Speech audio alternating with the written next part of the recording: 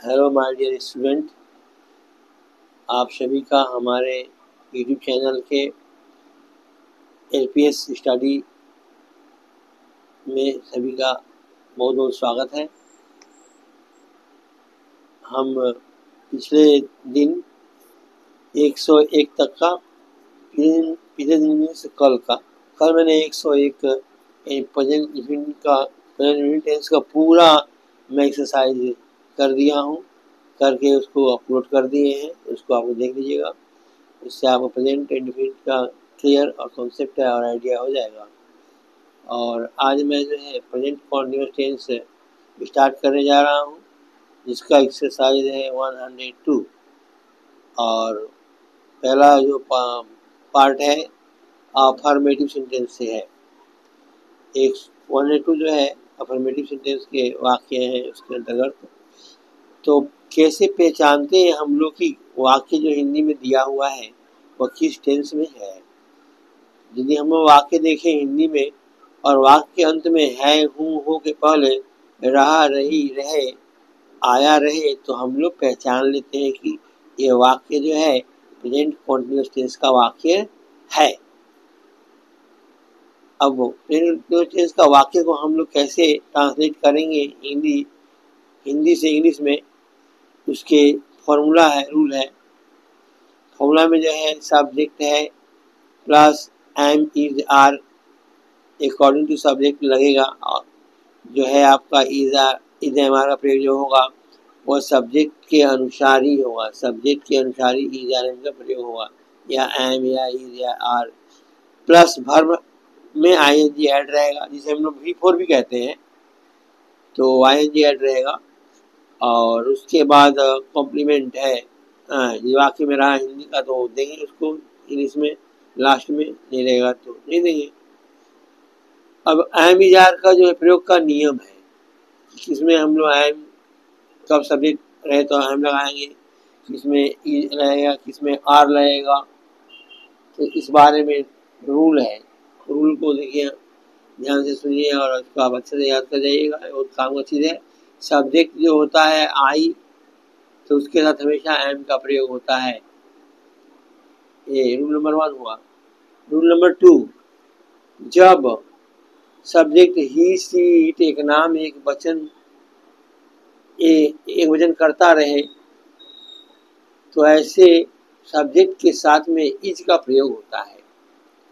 जब कर्ता यानी सब्जेक्ट, जब कर्ता यानी सब्जेक्ट ही, सी, इट एक नाम एक वचन कर्ता के साथ में क्या प्रयोग करते हैं, इज का प्रयोग करते हैं। तो रूल नंबर 3, जब कर्ता वी, यू, दे दो नाम बहुवचन कर्ता रहता है तो उसके साथ में हम लोग आर का प्रयोग करते हैं। इसको आप लोग याद कर लीजिएगा। इस तरह से ये तो शुरुआती चैप्टर में भी ये बात मेंशन है, चैप्टर 1 में, इसी ग्रामर इसी ट्रांसलेशन बुक में है। और यहाँ भी आप यहाँ जो है मैंने यहाँ लिख दिया, बता दिया है, आप उसे याद कर जाइएगा। अच्छी तरह से आपका ट्रांसलेशन अच्छे से बनेगा। तो इस जो है एक्सरसाइज में ओनली जो है अफर्मेटिव सेंटेंस है, जिसे हिंदी में लोग स्वीकारात्मक वाक्य कहते हैं, स्वीकारात्मक वाक्य है। तो यहाँ से स्टार्ट कर रहे हैं। मैं पढ़ रहा हूँ, आई एम रीडिंग। आई के साथ में एम रहेगा, जो रूल अभी भी आप देखे हैं, क्या के साथ में एम होता है प्रयोग। तो मैं पढ़ रहा हूँ, आई एम रीडिंग। हम लोग वर्ब जो है V1 में आईएनजी या नॉर्मल वर्ब भी होता है, उसमें आईएनजी जोड़ देते हैं, एक क्या वर्ब प्लस आईएनजी है। तो गया I am reading.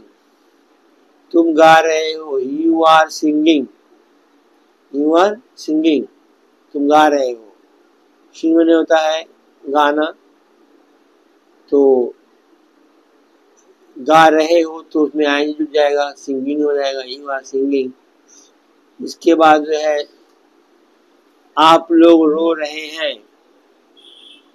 You are weeping या क्राइंग, दोनों ही चलता है।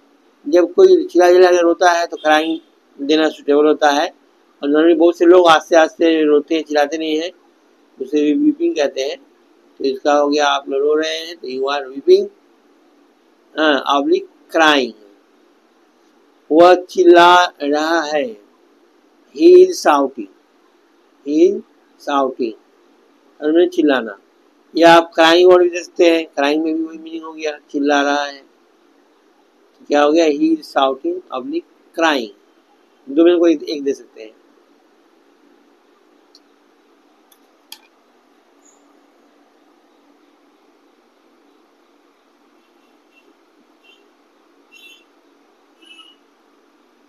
तो ये हुआ आपका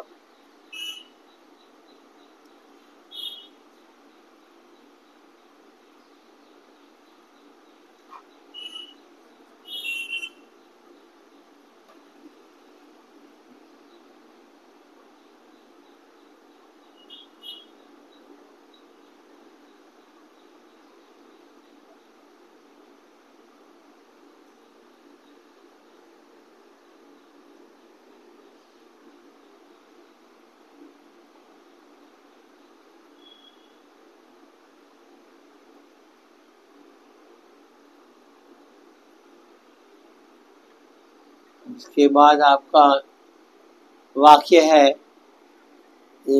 सीता हंस रही है।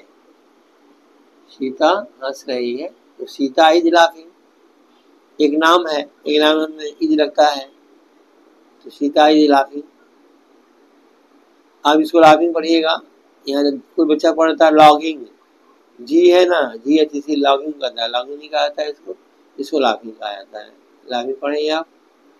तो उसके बाद है कि वे लोग पटना जा रहे हैं, they are going to Patna. में आर लगता है, गोइंग टू पटना, वे लोग पटना जा रहे हैं। यहाँ पर दे आर गोइंग हो गया आपका, और टू पटना क्या हो गया आपका, जो यहाँ पर कॉम्प्लीमेंट वर्ड लिखा था मैंने फॉर्मूला में, वही वर्ड कॉम्प्लीमेंट वर्ड आ गया यहाँ पर, to Patna, they are going to Patna. Next है, मैं स्नान कर रहा हूँ। आई एम होता है इसमें, आई एम बेदिंग या टेकिंग अ बाथ। दो में कोई लिख सकते हैं, बेदिंग लिखेंगे तो भी ठीक है, टेकिंग अ बाथ देंगे ये भी ठीक है। इसलिए मैं अब लिख दे दिया यहाँ पर, दो में कोई भी एक यूज कर सकते हैं। इसके बाद नेक्स्ट है, वह टहल रही है। टहल रही है इसलिए सी लगेगा, she is walking, she is walking.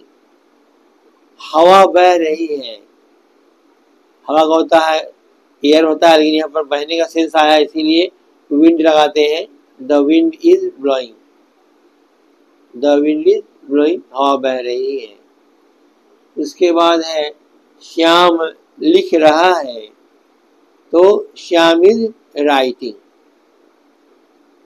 Writing में ख्याल करिएगा, डबल टी नहीं देना है, सिंगल टी रहेगा, आई नहीं लग जाएगा उसमें, ये लगे। श्याम इज राइटिंग, ऐसे आई वाला वर्ड को हम लोग बिफोर भी कहते हैं, जिसे हम लोग प्रेजेंट पार्टिसिपल भी कहते हैं, बिफोर को आई वाला वर्ड है। तो इसके बाद हम लोग बात कर रहे हैं, we are talking, we are talking, हम लोग बात कर रहे हैं। बात करने के बाद टॉक होता है, टॉकिंग हो जाएगा।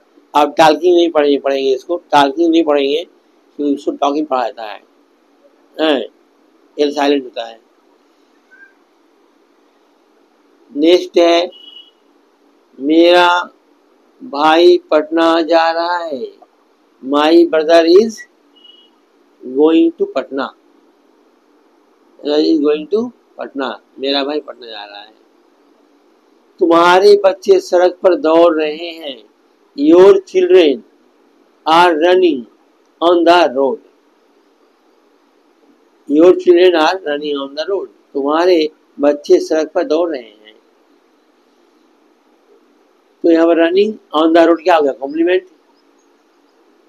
Your children subject, are helping verb सहायक क्रिया। रनिंग में डबल एन लगता है, दो एन आ जाता है, ख्याल रखेंगे आप।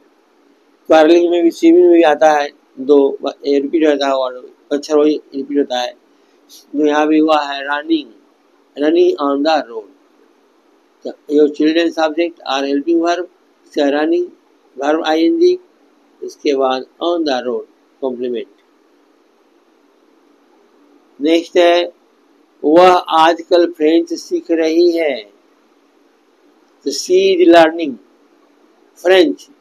आजकल क्या होता है, दिस डेज, दिस डेज मतलब आजकल।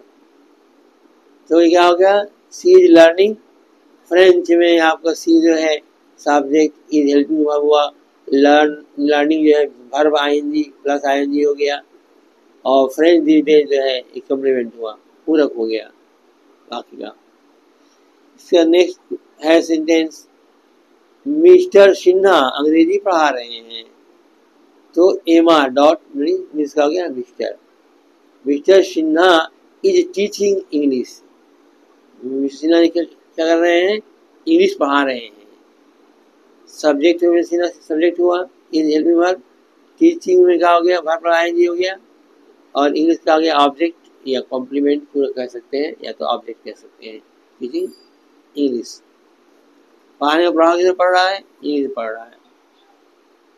उसके बाद नेक्स्ट, सीता कल आ रही है, तो Sita is coming tomorrow, Sita is coming tomorrow, आने वाले कल को टुमारो कहते हैं, जो आज टुडे कहलाता है, जो कल बीत गया हुआ यस्टरडे कहलाता है। इसका नेक्स्ट है, मैं अगले वर्ष लंदन जा रहा हूँ, तो I am going to London next year. देखिए वाक्य तो है प्रेजेंट कॉन्टिन्यूअस में है, लेकिन इससे फ्यूचर टाइम को बोध हो रहा है, फ्यूचर टेंस नहीं, फ्यूचर टाइम को बोध हो रहा है। जो अगले वर्ष की बात हुई है, लंदन जा रहा हूँ, तो फ्यूचर का बोध हो रहा है, ये फ्यूचर टाइम है, टेंस नहीं है। अर्थात ये बात भी आप ख्याल रख सकते हैं कि प्रेजेंट कॉन्टिन्यूअस कुछ वाक्य जो रहते हैं, वह क्या रहते हैं, फ्यूचर का क्या होते हैं, फ्यूचर टाइम का भी उनसे बोध होता है। तो यहाँ तक आप जो है देख रहे हैं, मुझे आशा उम्मीद है कि आप समझ भी रहे होंगे अच्छी तरह से। इस तरह से चैप्टर जो है ठीक है, मेन भर में आईएनजी लगाना है, कभी कभी जो डबल अक्षर करके लगाया जाता है, कभी प्लेन में हो जाता है।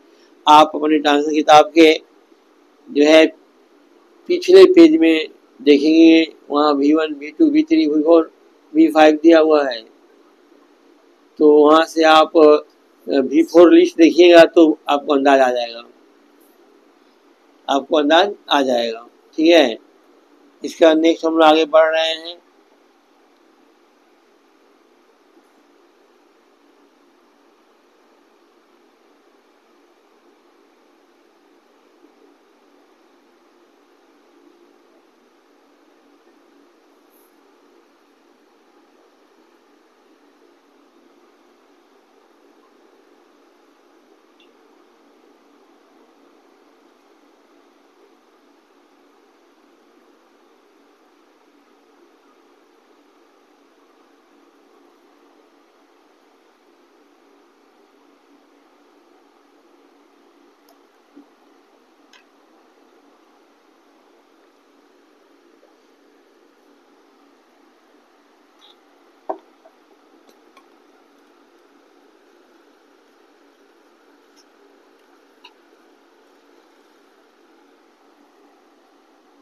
तो ये जो है आपका इसका नेक्स्ट पार्ट जो है, सीता प्रतीक्षा कर रही है, सीता प्रतीक्षा कर रही है, तो इसका क्या हो जाएगा, सीता एक नेम है इसलिए रहेगा, सीता इज, प्रतीक्षा करने का वेट होता है, कर रही है प्रेजेंट कंटिन्यूअस में वाक्य है, इसलिए सीता इज वेटिंग, मैंने प्रतीक्षा कर रही है, सीता इज वेटिंग। नेक्स्ट है वह काम कर रहा है, he is working, he is working. ऐसे कुछ लोग ऐसे देते हैं कि ही इज डूइंग वर्क, वो भी चलता है, लेकिन ये थोड़ा अच्छा है क्योंकि वर्क मतलब होता ही है काम करना, ये डू देने से भी चलेगा, वर्किंग करेंगे तो ठीक है, वैसे वो भी चल जाएगा। नेक्स्ट है लड़के हो हल्ला कर रहे हैं, लड़के हो हल्ला कर रहे हैं, the boys are making noises, making a noise होता है एक वचन में रहने से, यहाँ पर सब्जेक्ट क्या है, बहुवचन है, लड़के बहुवचन हुआ द बॉयज, इसीलिए आर मेकिंग नॉइजेस, और नॉइज छोड़ के ये छोड़ के आप ये नहीं लिखेंगे, खाली नॉइजेस लिख देंगे, यहाँ प्लूरल नंबर में हो जाएगा, मेकिंग नॉइजेस। फिर नेक्स्ट है हम लोग खेल रहे हैं, we are playing, we are playing इसमें आर लगता है।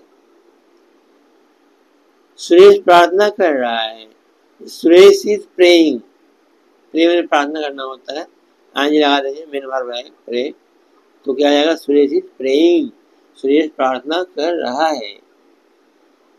नेक्स्ट है वे लोग झगड़ रहे हैं, वे लोग झगड़ रहे हैं, दे आर क्वारलिंग, देखिए वो डबल एल लग गया है, ख्याल करेंगे आप भी, क्वारल में होता है डबल आर तो रहता ही है, लेकिन डबल आर के बाद ई एल रहता है, जब क्वारलिंग करेंगे तो एल और उसमें जुड़ जाएगा, क्वारलिंग हो जाएगा, जैसे रनिंग में हुआ रहा डबल एल हो गया था, यहाँ डबल एल हो जाता है, यहाँ पर यहाँ हो जाएगा डबल एल, तो दे आर क्वारलिंग, वे लोग झगड़ा कर रहे हैं, या वे झगड़ रहे हैं, वे लोग झगड़ रहे हैं, ये इसका हुआ दे आर क्वारलिंग। वह सो रहा है, ही इज स्लीपिंग, सोने का स्लीप होता है, आंजी लगा देंगे, तो ही इज स्लीपिंग। मेरा देश उन्नति कर रहा है, मेरा देश उन्नति कर रहा है,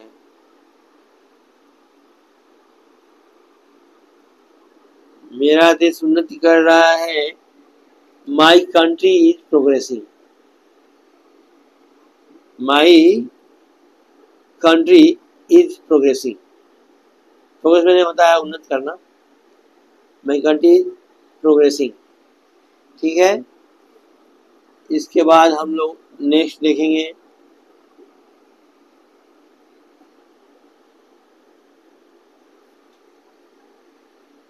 नेक्स्ट देखेंगे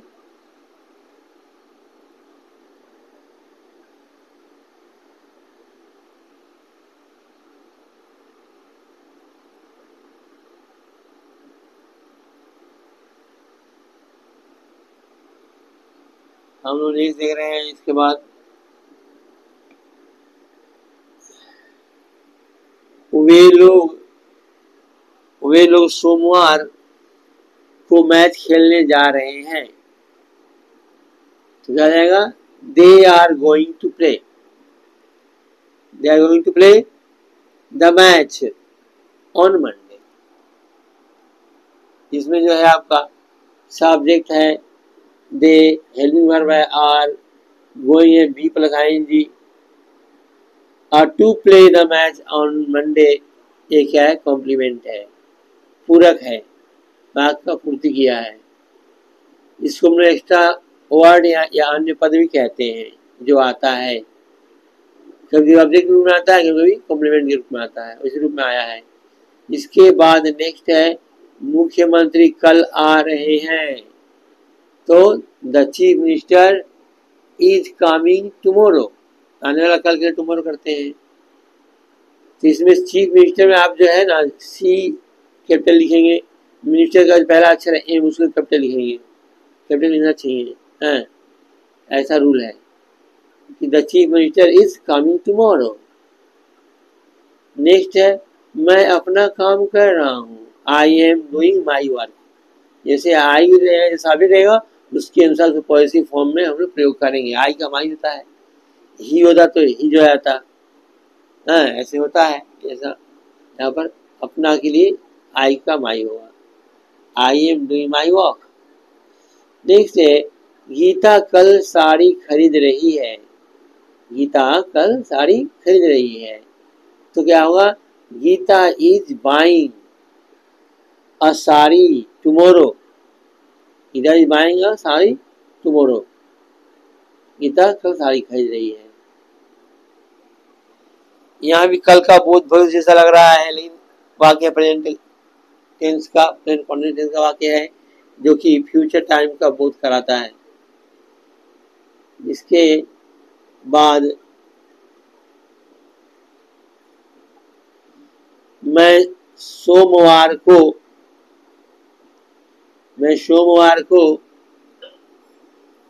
प्रस्थान कर रहा हूं। इसका हो जाएगा I am starting on Monday. लेकिन ज्यादा बेटर होगा यदि आप देते हैं डिपार्टिंग। डिपार्टिंग का जो होता है प्रस्थान, स्टार्टिंग भी चलेगा, चलता ही है। आई एम स्टार्टिंग या डिपार्टिंग ऑन मंडे। नेक्स्ट है मैं अगले सोमवार को पिकनिक पर जा रहा हूं।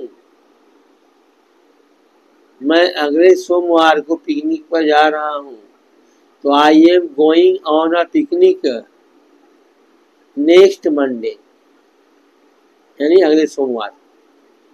I am going on a picnic next Monday. ठीक है। इसका नेक्स्ट है राम और श्याम झगड़ रहे हैं। क्या हो जाएगा? Ram and Shyam are quarrelling. यहाँ भी डबल लग जाएगा।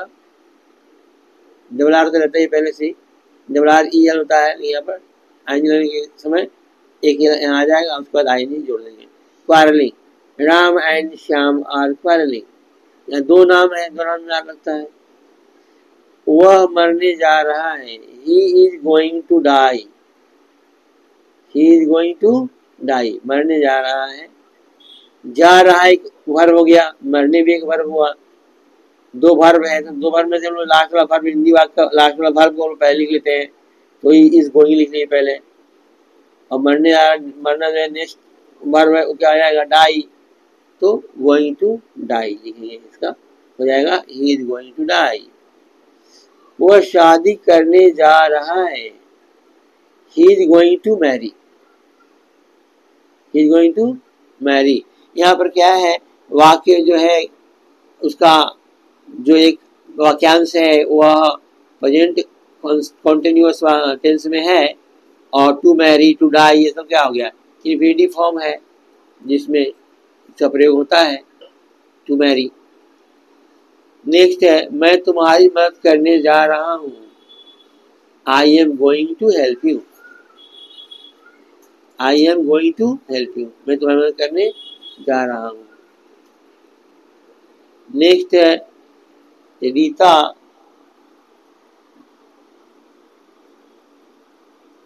नेक्स्ट है रीता अगले वर्ष शादी कर रही है। क्या आ जाएगा? Rita is marrying next year. Rita is marrying next year. ठीक है। इसके बाद है आपका कुत्ते भूख रहे हैं। The dogs are barking. The dogs are barking, कुत्ते भूख रहे हैं। द डॉग्स का प्लूरल नंबर है, प्लूरल नंबर में क्या यूज होता है? आर होता है, यार है। बार्क में भूखना होता है, आईएनजी लग जाएगा, भर में I N G, barking. The dogs are barking. इस तरह से आप लोग एक्सरसाइज 102 का जो वीडियो यहाँ पर कंप्लीट हुआ। आप लोग जो है हमारे चैनल को सपोर्ट करिए। चैनल को जो है एलपीएससी स्टडी को सब्सक्राइब करिए, वीडियो को लाइक करिए, दोस्तों में शेयर करिए, और कुछ पूछना हो, कन्फ्यूजन हो तो कमेंट लिखिए कमेंट में। उसका जो मैटर है कन्फ्यूजन में और से दूर करूँगा। और यदि आपको कुछ इच्छा बनती है वीडियो के बारे में, अच्छा है तो उसके बारे में लिख सकते हैं। तो इस तरह से आज का वीडियो यहीं पर तो एक हुआ, अंत हुआ। आप लोगों को बहुत बहुत धन्यवाद। और आप स्वस्थ रहें, तंदुरुस्त रहें, और जय हिंद, वंदे मातरम। नेक्स्ट वीडियो में आपको मिलते हैं हम, तब तक के लिए टाटा बाय बाय।